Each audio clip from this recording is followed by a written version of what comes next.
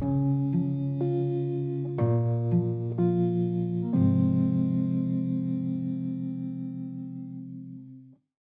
to the podcast. My name is Father Bill W. I am an Episcopal priest, and I am in long-term recovery from alcoholism and still working on a number of other addictions that I'm making pretty good progress with. And the purpose of these podcasts is to go deeper into the spirituality, the history, and the psychology that underlie the 12-step program of recovery. And I would encourage you to visit our website. It is entitled Two-Way Prayer, TWO, and go there, sign up for the newsletter, and you can learn about a form of prayer and meditation that the pioneers in AA did in the early days of the program. They called it Two-Way Prayer, and I think you'll find it's a life changer. We keep sending prayers out to the universe, and this is an opportunity to hear back from the universe. And as they said in the early days, that's why God gave us two ears and one mouth. So need to listen. We've started a new series. I'm titling it Eckhart Tolle and the Power of Now. And Tolle was a gifted and very powerful spiritual teacher. His book, called The Power of Now, has helped really many millions of people find their way to the inner world through the labyrinth of the mind to a place of inner peace. And that is what addicts and alcoholics and anybody in recovery really needs to find, and that is the journey. My guest to guide us is Dr. Bruce. Dr. Bruce is a clinical psychologist, works with couples and mindfulness teacher, makes his home in Southern California. Dr. Bruce received his degree from Duquesne University, teaches in the Department of Religion and Spirituality at Loyola Marymount University. He is focused on contemporary spiritual writers like Eckhart Tolle, and he has a private practice, and I have listed his contact information in our show notes. So if you'd like to send Dr. Bruce a note, please feel free to do so. He would welcome them. So welcome back, Bruce. It's good to see you. And I should have added that you've also got 20 years or more in 12-step recovery. And that's so helpful for communicating what psychology and spirituality have to offer to people who are on the 12-step journey. So thanks for yeah. It's actually more than 20 years. I guess I'm reluctant to count them. But yeah, so I'd want to say something because I've been doing the two-way prayer, and Eckhart Tolle's teachings have kind of helped me with the two-way prayer. That pamphlet that's out on two-way prayer.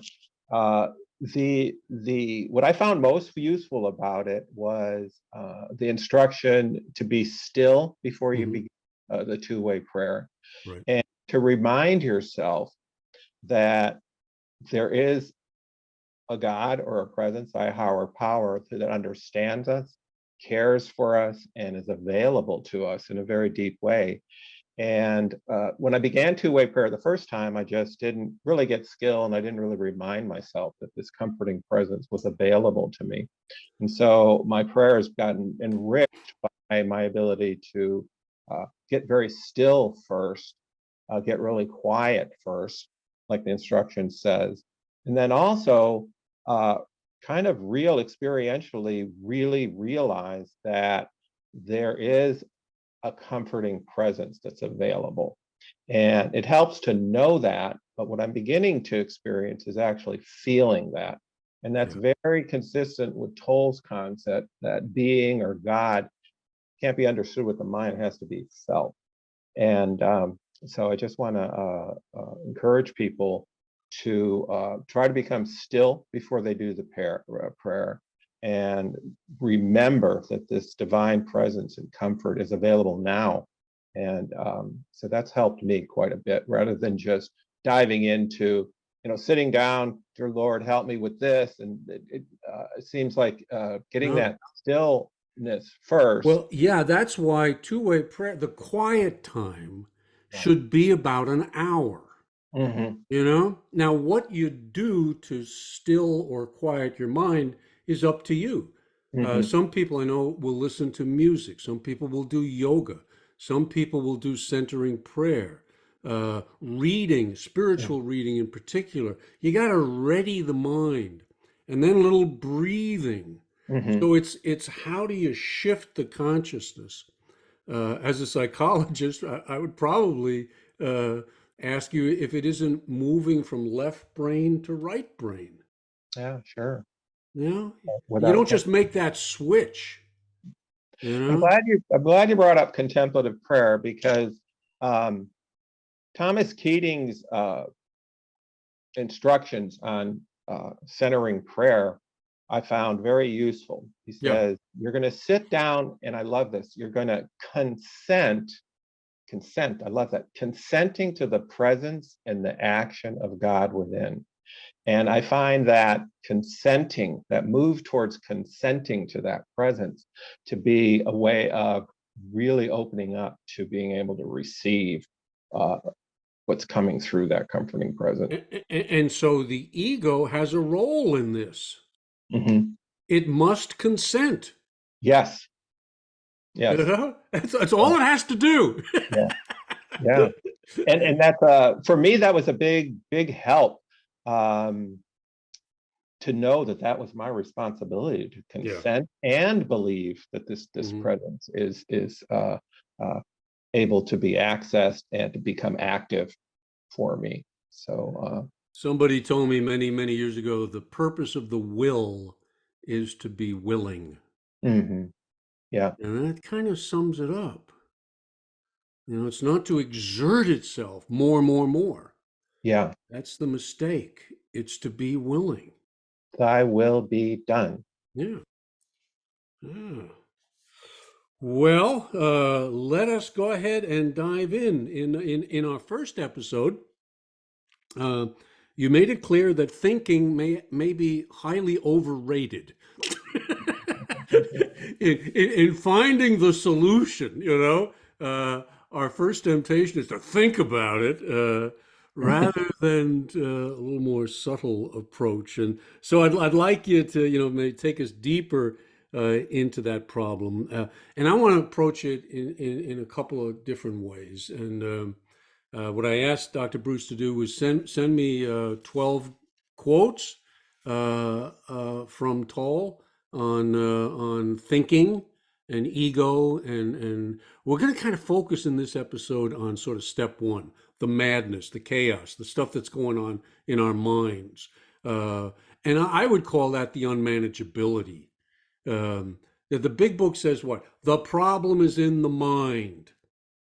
It's not in being allergic to alcohol or drugs or sugar or whatever your addiction might be. That's a physical deal Mhm. primarily, But the madness is that I keep going back to it, is that I talk myself back into it. And a guy sat me down 50 years ago and said, that's what unmanageability is all about. That the mind, if it's under the control, influence, domination of the ego, it's going to screw it up. Mhm. It's going to screw it up. It's unmanageable. I can't manage my life. Manage it for me. Voice inside. I'm here to listen, guide me, show me. That's the shift. That's the shift that Dr. Bruce was talking about. And that's the thing that, there ought to be a step. There's step one and step two. We kind of need a step and a half. There's that little line in between where I'm willing, I'm open, I'm ready. So that's the stuff we want to dive into. So let me read what we're going to do. I'm going to read the quote, and then I'm going to turn it over to Dr. Bruce and see if he can dig around a little bit deeper in these. First three or so are going to relate to maybe more specifically the madness, the chaos, the thinking distortion that may be present in addiction per se, all right? But that's only a part of it. So here's a quote from Eckhart. I would say about 80 to 90% of most people's thinking is not only repetitive and useless, but because of its dysfunctional and negative nature, much of it is harmful. Observe your mind, and you will find this to be true. Gotta watch. Yeah, that's interesting. Richard Rohr, whom I admire greatly, uh, when he first read The Power of Now, he said the only thing he disagreed in the book was with this claim that 80 to 90% of our thinking is useless and dysfunctional. He wrote Eckhart and said he thought it was more like 98% is useless, repetitive, and negative and harmful. So that's two pretty good thinkers observing this fact. So yeah, the thoughts are, again, repetitive. They're not like freely chosen. They're what he calls involuntary and compulsive, and Mm-hmm. they kind of like run on automatic.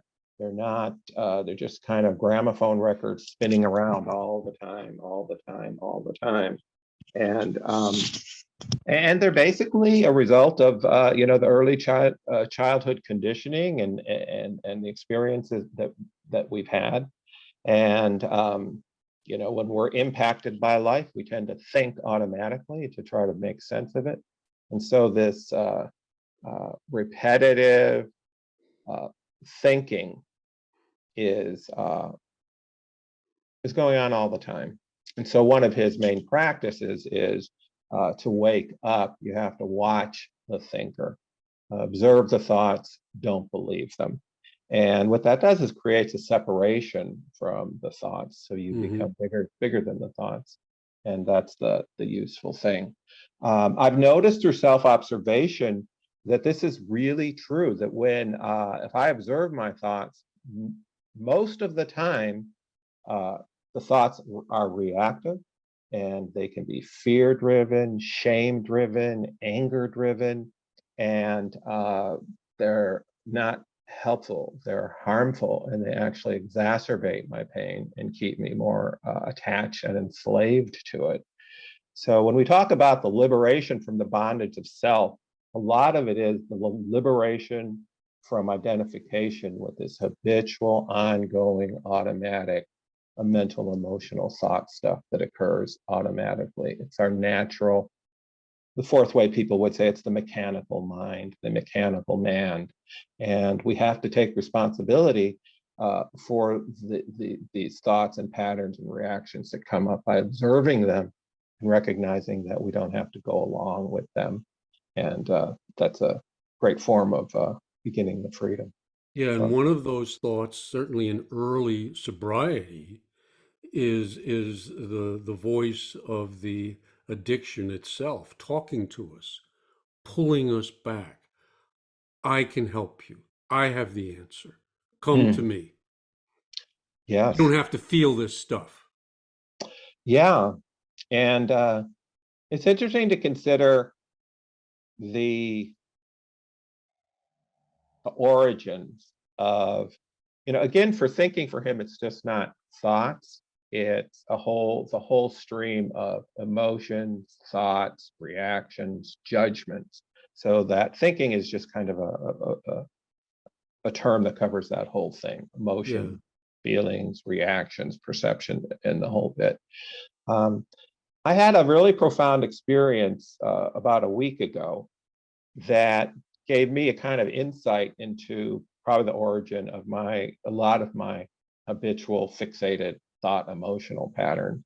I was grieving the loss of my sister, and I had a relative from out of town, from Italy, and she was boning up her English by listening to songs and studying the lyrics of songs. And so she was had the lyrics of a lot of Billy Joel songs, and Could have done a lot worse. That's good. yeah. And but so she sat down beside me, and I was kind of grieving and not in a happy place. And she has a real innocence and goodness about her. She's really blessed with a wonderful spirit. And she sat down right beside me. She looked right at me and she goes, "Bruce, I love you just the way you are." And I can't tell you what an impact that had on me, because I saw then clearly that I never received that message. And so I can see that early conditioning of never being sent the message that I see you and I love you just the way you are created a whole series of perceptions and evaluations and interpretations, self-perceptions, other perceptions that became kind of the starting point for a lot of this involuntary thinking and emoting. And so I think all of us have origins to the way we think and feel in this habitual, unobserved way. And I believe I study the sacred psychology of the Enneagram. And in the Enneagram, Richard Rohr's book is one of the best on it, by the way. He says that what each of us misses in early development is the soul longs to hear a certain message. And if they don't hear that certain message, all of this icky stuff comes in: self-rejection, rejection of others, criticism, fault finding, feeling unloved, unlovable. And so when she said that, I love you just the way you are. Thanks, Billy Joel. It was very moving.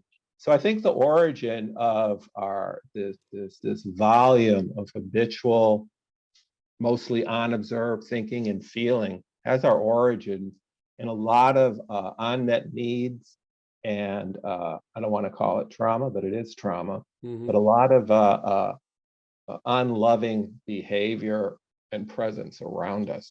And so my impression is that these thinkings and feelings, our thought patterns, our fixations, our habitual way of perceiving, thinking, feeling, are basically a compensation for and a reaction to not feeling loved, not feeling and getting a message that we really need for our souls to develop.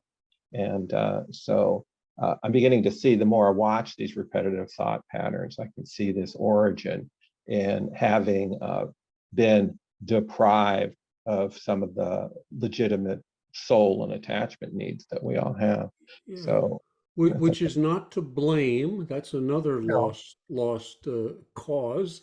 Mhm. But well, I think what I love what you're saying. If I can experience this, and maybe it's only very briefly at first, and then learn to expand it. That's what I'm getting from Toll. That in amidst the chaos, well, just like in the hurricane, there is a center, there is a peace. Mhm. You got to find that place. That's the God place, and then open it wider and wider and wider. And like you said in the last episode, practice, practice, practice, Yeah. because it's going to And the close up.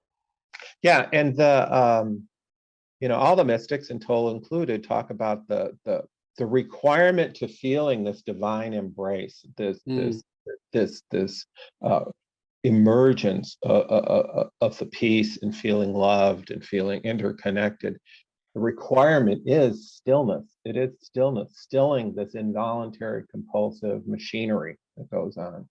And so the practice really is uh, to still and disidentify and step back from these thoughts and emotions that go on all the time. And so that's the practice. Yeah, that's why I was kind of blown away 30 years ago when I started doing my own research on the Oxford group stuff that they said prayer and meditation was more important than meetings in the beginning.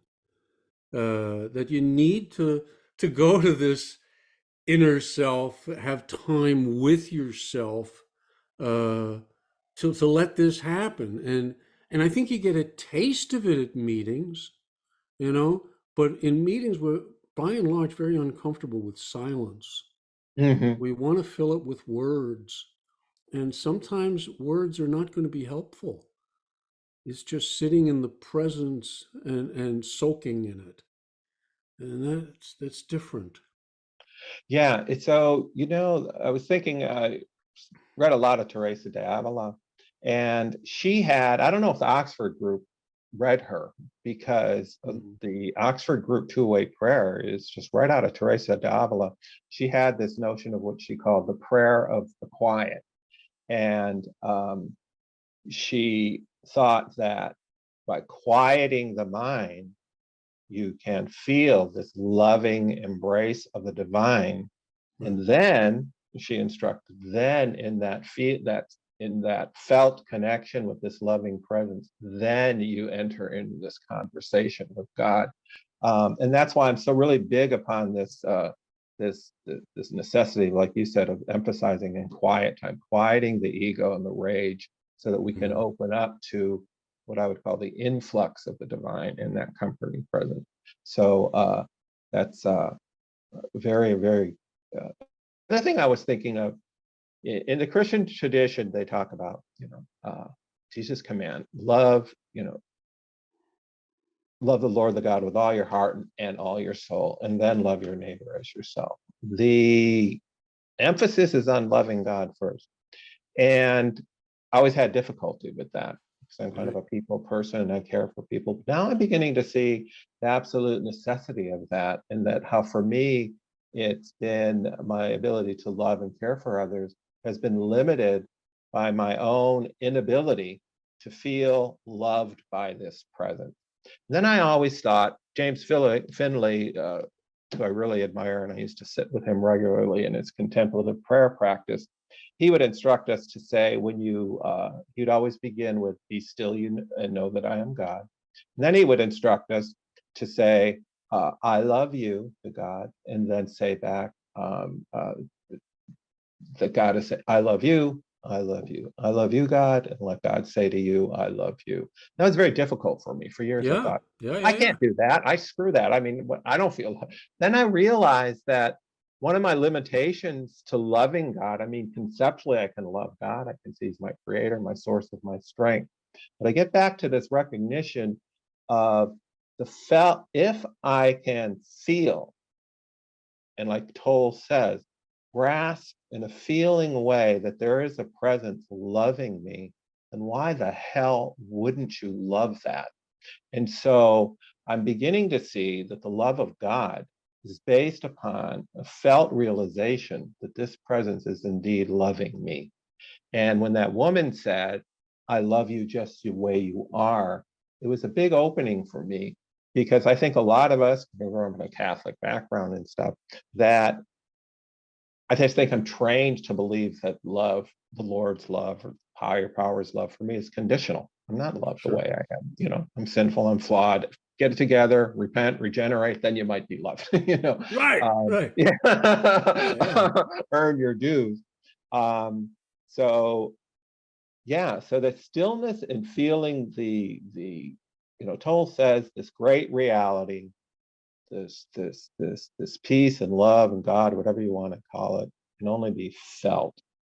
And a precondition for that is quieting and disidentifying from this involuntary, fixated, repetitive thoughts and emotions that keep dominating the scene.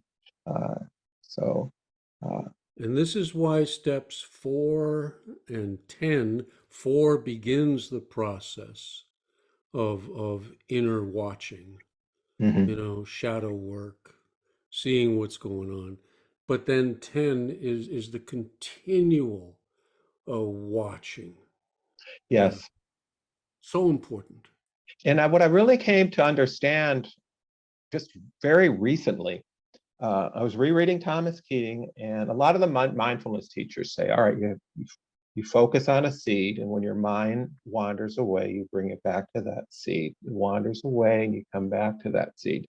And I thought step 10, living that way of life. If you notice that your minds and emotions are turning negative, Hmm. then you stop and you return and remember that there's a loving presence available that you can feel if you can still yourself, and if you can uh, become aware of what's really going on inside. Tolle says a really good thing, and it's based out of Fourth Way, I believe, is always be asking yourself, what's going on inside me at this moment? Yeah. What's going on at me in this? And that'll point you in the right direction. And then it also, like you have just discussed in some of the things in two-way prayer, unless you know what's going on inside you, you're not going to know what you need from the divine. And so I find this a wonderful unity between observing ourselves and turning towards the loving presence to get what we need, a moment to moment. And so what I've noticed in myself by practicing self-observation, by continually asking what's going on inside me, considering noticing the impact life is having on me in the moment, that how my mind, like a prodigal, will wander away into these old thoughts and fears and judgments, very automatic stuff. But there is the possibility to bring myself back to that stillness and awareness in the now of this loving presence. And that's a beautiful thing. One of my early teachers taught me, uh, without my even knowing it, what he was teaching me, was in watching the mind, it will, when I'm feeling threatened, it will take me back to the last place I found security, Mm, which for me was an understanding of the addiction thoughts. The last place I found security was in alcohol and in drugs. mm, And so when life is threatening and painful, and I'm not willing to go through it, I want to go back to the last place. Well, why mhm, would you go back to what's killing you? Because I found some security there. And the security towards the end for many of us addicts was obliteration of the mind, stopping the exactly. mind. It wasn't to get high, Mhm. that's long gone. It's not to feel at all. And that's a place of security. Yes, yes. And Tolle says, when we drugs and alcohol, he says, reason they don't work, he says, he says it's falling below thought.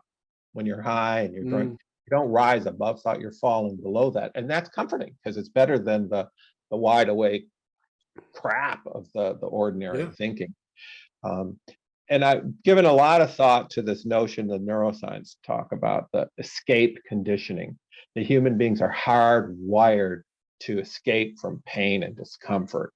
And it's built in and it's deep seated, and we'll find whatever we can to numb out that pain. And it just gives us great compassion for our human situation, that pain for us literally drives us to seek a relief that ultimately injures us and others more. It's very tragic. And the good news, there's a way out of that. yeah. Um, I saw the movie The Whale, and I thought it was very good. And the whale is this 500-pound guy who can't stop eating. And there was one scene that was so poignant. He His big quest late in his life, he wanted to reconnect with his daughter. He was estranged for her, and it was his heart's desire before he passed to reconnect with her. And then in a very disappointing scene, he saw that that wasn't going to happen, and he was just crushed, and he was just thrown into the immense, sea of pain of all his life. And in the next scene, you see this whale of a person going to the refrigerator, just stuffing his face with pizza and just drinking salad dressing and just filling stuff up with stuff just to stop that pain. It was just so poignant. And Hmm. that's what we do. We got That's to what we find a do. way to stop that pain, and we find any way to make that occur. And then unfortunately, it seems to work for a while. We do have the high, we do have the euphoria, but when that ends, the old pain reemerges again. So, Let me read the quote and then we'll move on. I'm probably going to skip one. Uh, but number 3 says every addiction arises from an unconscious refusal to face and move through your own pain. Every addiction starts with pain and ends with pain. Whatever you're addicted to includes all involuntary, compulsive, mental, emotional habits and reactive patterns you are using to cover up your pain. Yeah. Step one is all about pain. Yeah. It's all about pain. Yeah. And what I got from Thich Nhat Hanh and the Buddhists was the notion that the key to enlightenment or liberation from suffering is stopping and looking deeply into your pain. Yeah. That is the way to liberation. And yet we're spring loaded because of the human condition and the escape condition to just do the opposite of that, to run from it. When the healing move is to sit with it and to feel it and to bring it before the divine for healing. And so there's a lot to overcome, and it's very the only proper response is compassion, to see us uh, unable or unwilling, perhaps, to sit with the pain that we're experiencing. What we learn, and what some of my clients have learned, that it's not as bad as it seems. Mm-hmm. That when you can sit with your pain and just feel, and this told treatment for the malady of this past pain that lives in us is to sit with it. You don't even have to describe it like a lot of mindfulness practitioners suggest, but just feel it. Feel the intensity of it in the body. Bring a self-observation to how that pain is actually just, seething in your body, and just sitting with it. And I can tell you from my practice of it, it's not comfortable at first because you don't want to feel that pain, but it does begin to dissolve. It does Mm-hmm. begin to soften. But my God, the natural reaction is to flee from it, smoke a joint, get a drink, have sex, just do whatever you can to not feel it. It doesn't work, just adds more suffering. I've said this before, but the two things I knew about God's will, which was very next to nothing when I first got sober, but I did know two things. One was it's not God's will for me to drink, Mhm. and it's not God's will for me to run. Yes. Both of those were important. If it were just one, I wouldn't be here today. But I cannot run. I have to stop the running. I have to sit with, to use your language, the pain. Look at it, allow it to do its work, or it's just going to repeat over and over and over again. Yeah.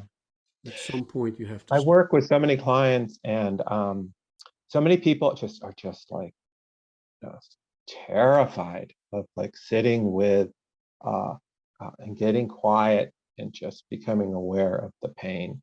Yeah, And it's it's heart wrenching, and it's so human, and it's so natural. And it's Blaise Pascal said, that famous quote, all of men's problems come from this one thing and this thing only, the inability to sit quietly alone in one's room with themselves. I added to that recently, and feel divine healing presence of God uh, mm, with you and in that. And but again, we're conditioned, perhaps part of the human condition, to want to avoid that pain at all costs, and we'll do anything to flee from it, rather having, like Kierkegaard said, all spirituality is all about what he calls the big about face. You're running away, you do about face, and you sit with the reality of what's present. Uh, uh, and so that it's courage to do that about face is what we all need. But it's possible, it's it possible is for all. possible, and there's an energy that seems to develop in step one, that you're forced into going one of two ways. Either you go back into the addiction, Mm. or you go forward into the unknown. You go to step two. Step one propels you into step two. It's Yeah. not, well, let me think about this. No, it's, oh God, if there's a God, help me, um, Yeah. because there's an awareness of my own, um, oh, inability to do anything by myself. It has to come from outside or deeper inside. They're the same place. I work with a lot of people in 12-step recovery, and I love it. Um, and so many people have difficulty doing step one. Uh, they have the fantasy of functionality, all that Right. minimization and stuff, and it kind of breaks my heart. But it's quite an achievement to recognize that the way you're going about stuff is really creating just immense suffering for yourself and others. Hmm. And what a God-given grace that is to be able to even do step one, to admit, wow, I ain't got this. What I'm doing is just, crucifying every opportunity to be happy and joyous and loving. And so uh, it's a wonderful thing to take that first step and admit. I see in working with a lot of people in 12 steps that if they can do that step one in earnest, they get on their way. They can Yeah. get on their way. But I found a lot of people who are on the fence of getting into recovery or not, this hesitation, this total inability or the hesitation, and this delusion that no, it's not as bad as it is. I got this, and the Mm. denial, that fantasy of functionality Yeah. wins the day. Uh, it's pretty kind of heart wrenching. The more you are identified with your thinking, your likes and dislikes, judgments and interpretations, which is to say, the less present you are as the watching consciousness, the stronger the emotional charge, pain, will be, whether you are aware of it or not. Wow, wow. Uh, Again, he's so good at like describing things experientially, not analytically or Right. theoretically. And I've noticed this in myself that if I can't sit with, if my anxiety or fear or whatever carries me away so much, and I can't, uh, you know, sit with this. I try to distract myself. Sometimes distraction is good because it gives you a coping, gives you a moment to survive. But not sitting with it intensifies the pain. It just does. It's not going away. It's going to resurface, Right. and it's going to actually get um, stronger. And yeah, so the practice of self-inquiry is really important as you practice step 10, this thing of constantly asking yourself, what's going on inside of me? Am I at ease in the present moment? Am I treating this moment as a means to an end or as an end in itself? This ability to watch what's going on inside is the And we're set. being told, our unconscious is telling us. Yeah, It's communicating with us. It's not okay the way you're doing it, Charlie. I'm not okay in here. yeah, One yeah, more trip to the fridge is not going to do it. yeah. And that there we go again on that automatic. I love his thing of the concept of involuntary and compulsive. Involuntary and compulsive. We're running Together. on this involuntary and compulsive need to flee from the truth of what is, and thereby banishing ourselves from the presence that can make us serene and heal us and provide us with the compassion that we need. Uh, I'm going to try to put these quotes in the show notes because it'd be good to kind of study them. Number 5, the greatest obstacle to experiencing peace and the radiant joy of being is identification with your mind, which causes thought to become compulsive. Not to be able to stop thinking is a dreadful affliction. This incessant mental noise prevents you from finding the realm of inner stillness, peace, and joy. I wrote down after that, the mind is a wonderful servant, but a terrible master. Mm-hmm. That's so well put. It is. Yeah.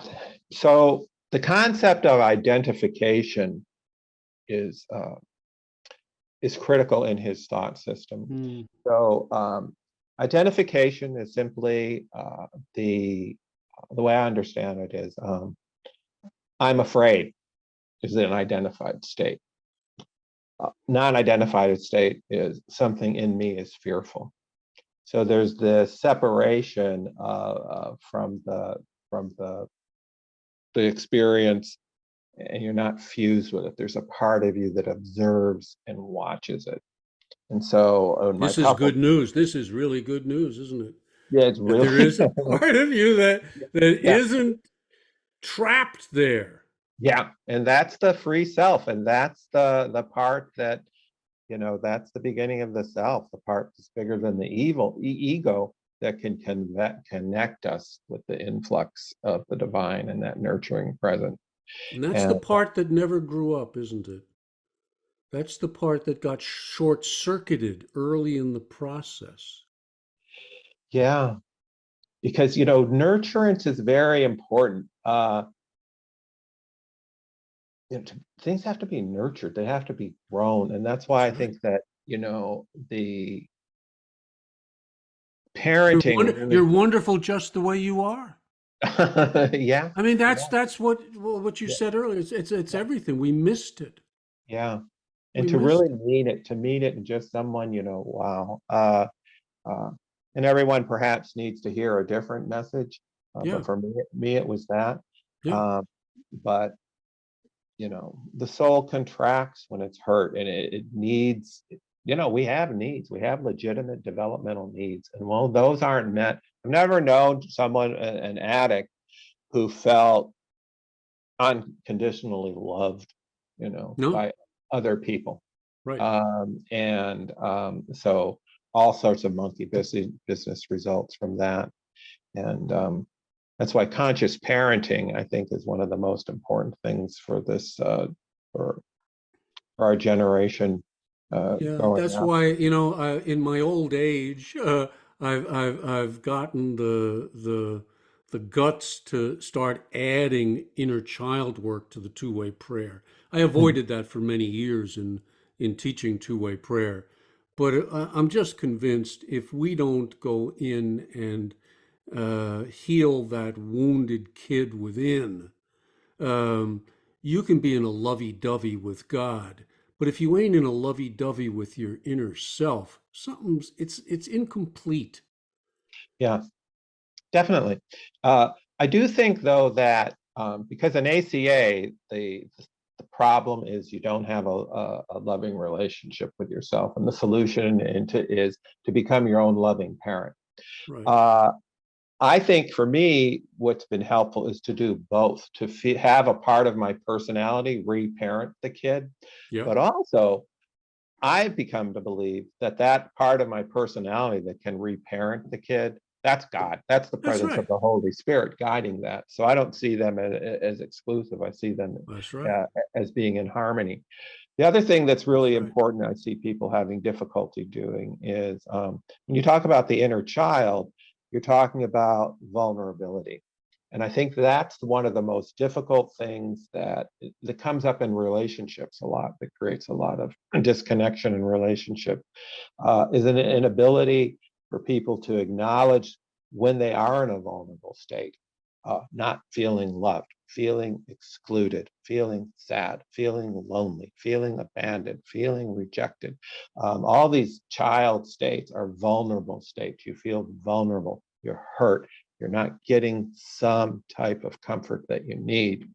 And those vulnerable modes, if they're left unloved in yourself, uh, through the reparenting or in prayer, through God helping you, comfort you through that, you cannot neglect those, what I call the vulnerable mode, when you feel sad, left, unlovable, hopeless, disconnected, excluded, ashamed, Those cannot be ignored. In fact, that's actually the seeds of contemplation that should be focused upon. And there's a lot of spiritual bypassing that goes on, but you can't do that. You really have to notice when these modes, vulnerable modes come up, the vulnerable states. I've noticed in myself, because I'm pretty familiar with my vulnerable modes, how when one of them takes me over. The other night I was laying in bed and I felt this real sadness and felt really excluded. And I just had this vivid memory when I was like 11 years old, and my bunk bed above my brother, feeling this exact same way. And it's funny, like Eckhart says, an emotional pain body, this past pain lives on in the present. And fortunately, because I've done the work and I've had God's help and help community, I was able to have great compassion for myself, not run from it. But it also gave me great compassion for his children. We don't have a lot of the coping mechanisms and the minimization devices that can shield us from this. The pain, what Bradshaw calls the original pain, is very intense. It's very intense, and naturally we want to cover it up and have it go underground. And it doesn't work. And this is why relationships are really important. And I hope we have an episode on relationship as a spiritual practice, because half of his writing, Tolle's writing, is on relationship as a spiritual practice, and the admonition that your primary should practice, the primary arena for your spiritual development is staying present in human relationships, because that's going to be the most challenging. That's going to be the arena where all these past vulnerabilities come out and all the other angry stuff that can come up with that. So it's I have a marriage made in heaven. I am by nature a controller, and my wife is by nature terrified of anyone controlling her. right. So it's perfect. It's perfect.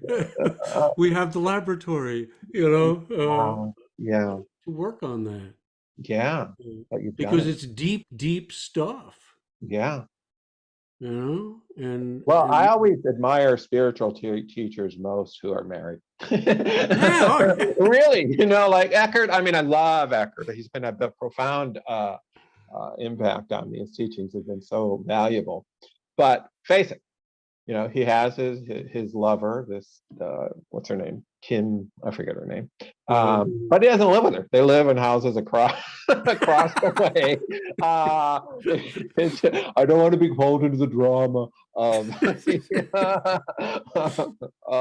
Yeah. of that. So I think we those of us who are in this work and being in the the battlefield, if you That's will. right. Well, yeah. It's Yeah. I think we Because you get got to, to come down from the mountaintop into the valley. yeah. I mean, I used to do a lot of retreats with alcoholics and addicts, and I got to go back. I hate to leave here. I don't want to go back. You got to go back. That's where it's at. You gotta go back. Gotta go back, or it's meaningless. You're belly button, navel gazing. You Yeah, know, go do yeah, the work. The compulsive thinker, which means almost everyone, lives in a state of separateness, in an insanely complex world of continuous problems and conflict.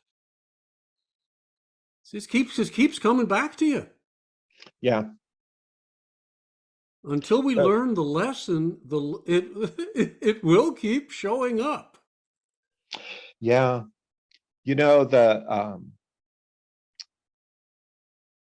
I love the Course in Miracles. They have the notion or the concept of the voice for love, the voice for love. And I think that's the voice for the Holy Spirit, the voice for the higher power, the voice for love. So that type of thinking, loving thinking, is very beneficial and very healing and connects us with the divine presence and frees us from a lot of the pain and suffering too. On the other hand, the egoic compulsive thinking separates us from that still loving presence that's available to us. I've noticed in a lot of couples counseling that in relationships, people's evaluation of their partner becomes such an obstacle to a union and a connection and a loving type of being together. So this thinking really becomes problematic of relationships because you're just believing that your thoughts about the partner, your thoughts about the relationship are real, and that's the sum total of all that's going on in a relationship. Mhm. If you're identified with thinking and can't be still and can't enter that free space, then a connection with the person becomes very difficult, and the separateness just gets, cemented in. So this this this compulsive thinking separates you from God and separates you from connecting with others. And again, it becomes addictive, repetitive, involuntary. And it's a defense. It's a defense. It's a defense Sure. against being vulnerable, a defense of connecting. And the ego loves to be right. It loves to have its opinions Yeah. and perceptions. Oh, that's what my wife would say to me all the time. Do you want to be right or do you want to be happy? Yeah. I said, well, I'm happy when I'm right. I love And I'm it. always right, but I'm I not love it. happy. That's a beautiful ego strategy. Beautiful. We're gonna have to fly through these. Oh, We're not gonna be okay. able to, but that's fine. We'll put them in the show notes. Number 9, the good news. We need a little good news now. It's been getting kind Yeah, of heavy here. Good news is you can free yourself from your mind. This is the only true liberation. Let me ask you this: can you be free of your mind when you want to? Have you found the off button? It's a very vital thing to find. That I don't have to stay trapped in here. There is hope for the hopeless. It's got to feel pretty damn hopeless. But once it does its work, you don't need any more of that. You just need enough of that to know it, to turn to something else other than the mind that got you there. that is good news. Yeah. The other day I was swallowed up. I was observed. I've gotten to the point now where Eckhart says, um, uh, if you don't mind being unhappy, where does the unhappiness go? So I'm learning to be not mind when I'm feeling in the grip of a negative and unpleasant period of suffering.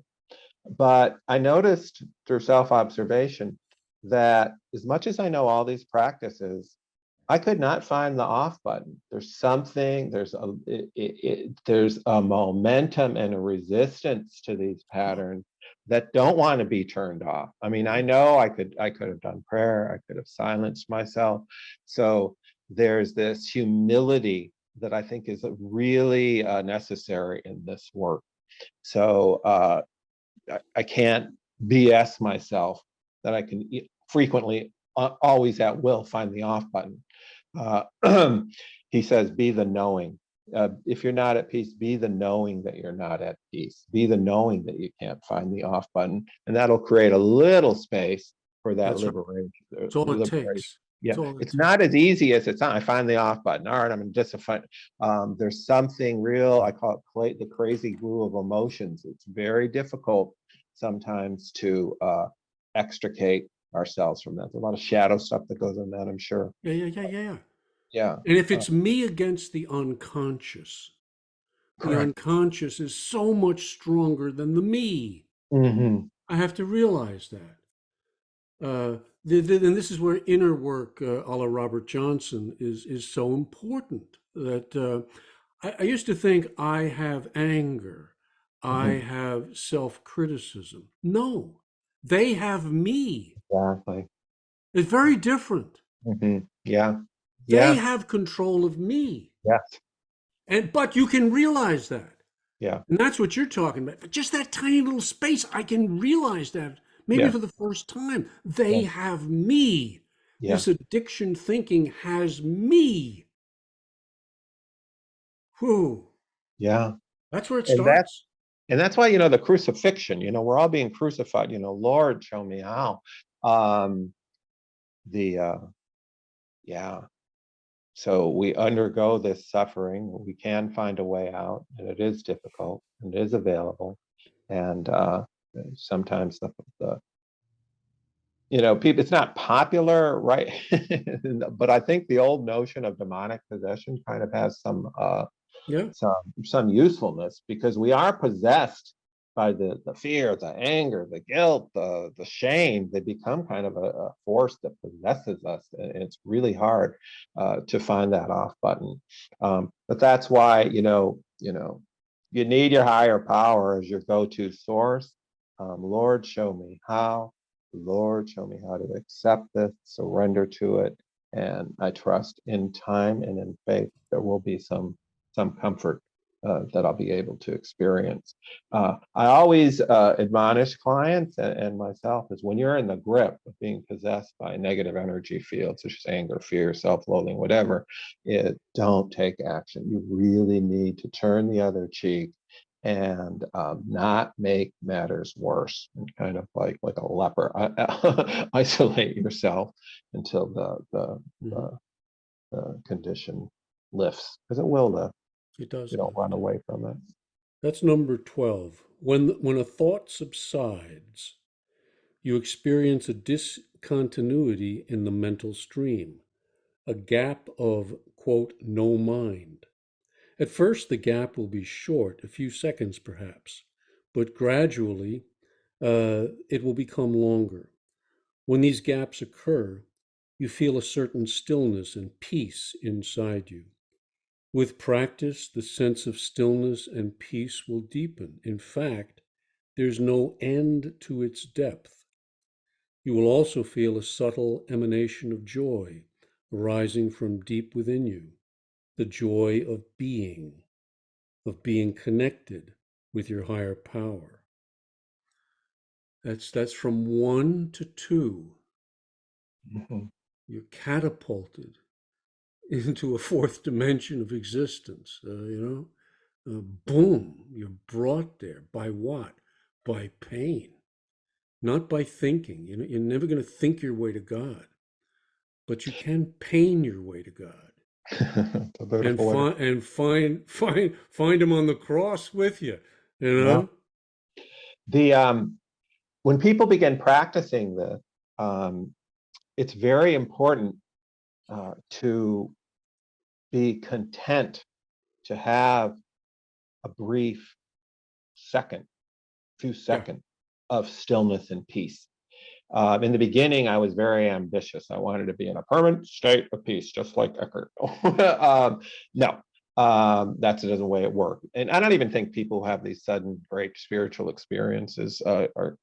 Anyway, most of us need to begin where we are, Right. be grateful for a few seconds here of the mind stopped. I feel this a little influx of peace.